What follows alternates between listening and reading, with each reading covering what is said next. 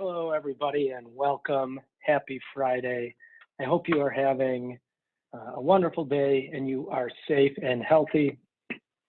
You will notice that I am the only person on this call, and then today we were unable to get a guest to join me, but next week we will have a return from the beloved Jeremy of Tarpon Cellars to talk more wine.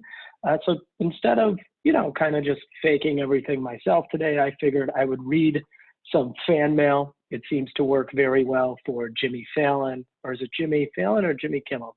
One of the Jimmys does this. So I'm going to read some fan mail. I get a lot of it, as LinkedIn's #1 wine and ad tech podcast. I think it's pretty important to recognize the fans. So here we go. Got my little sheet here. The first one, and by the way, I haven't read these, so this should be fun. I enjoy the show. Oh, thank you. But you have a face for radio. Love, Mom. Okay, thanks for watching, Mom. I appreciate the feedback.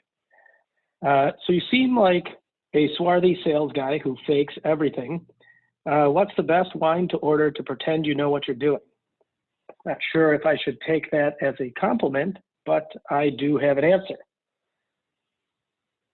I suggest going with a Cote Rotie, and I might have highlighted this bottle in an earlier episode, but Cote Rotie is kind of like the wine connoisseur's still undiscovered, but not totally undiscovered French wine. It's kind of like being into the Strokes.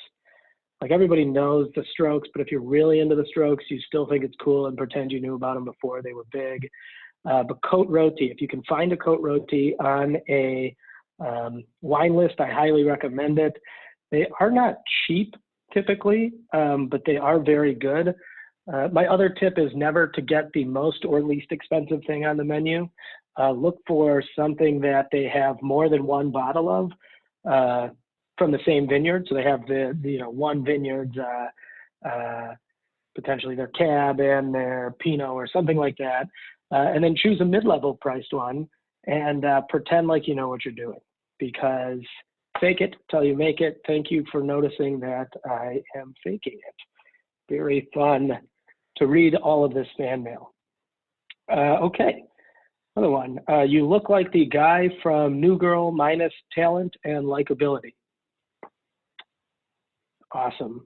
This is, I'm going to read one more because I don't think I can handle all of this. Listening to you speak, the voice and accent makes me wish I was at a Nickelback concert. Well, this was uplifting. I am glad I did this. I did it because at Centro, our CEO for the last 7.5 years has read at least once a month questions submitted from the entire company in a little segment called Pass the Pail. They are anonymous, and oftentimes the questions are a bit prickly for him to answer, and I always respect that he has done that transparently. So I read some fan mail, which turned out to just be my mom telling me she does not like to see my face. Great, so let's move on to the fun stuff here. Let's see, I'm gonna give you a wine and music pairing, only I'm going to skip the wine. There is a band called Five Islands. It's a small brother-sister duo.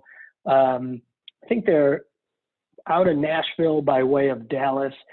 Anyway, very nice harmonies, melodies, good singing, kind of a low-key, grassy country. Either way, so they just had a new album. I haven't listened to it yet, a new EP, 5 songs on Spotify. Go check them out. They're, trying to make their way through the pandemic, and I will be drinking this Michter's. A friend of mine is a bourbon expert, and I'd have him on the show sometime, maybe, if someone really wanted to talk bourbon. He picked up this bottle for me and said it's a pretty hard bottle to find.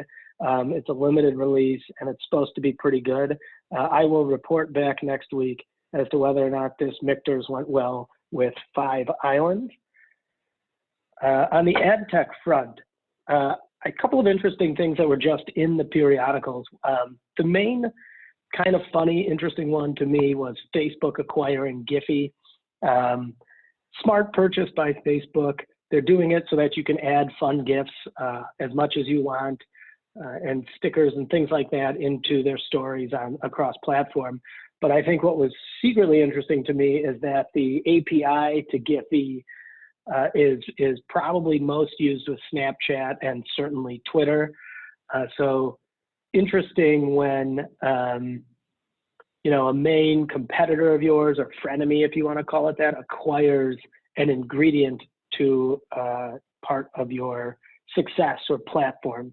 Think of it this way: if McDonald's all of a sudden owned all of the buns that Wendy's burgers were on, wouldn't that make for an interesting conversation between those companies? And that's kind of how I see it, although perhaps Giphy isn't as load-bearing as a bun to somebody like Snapchat or Twitter, but it's still interesting. If you are interested in more social-specific industry articles, put your name, put your info below in the comments. Our wonderful social team headed up by our VP, Amy Rumpler, sends out a smile, which is an anagram for something that I can never remember: social media innovation list email. There we go, once a month with all sorts of great links, and I'd be happy to just forward it to you when we get it. Then finally, a food and wine pairing. So typically Memorial Day, long weekend, we would go see my in-laws who are Greek, but social distancing, global pandemic, we are going to be at home.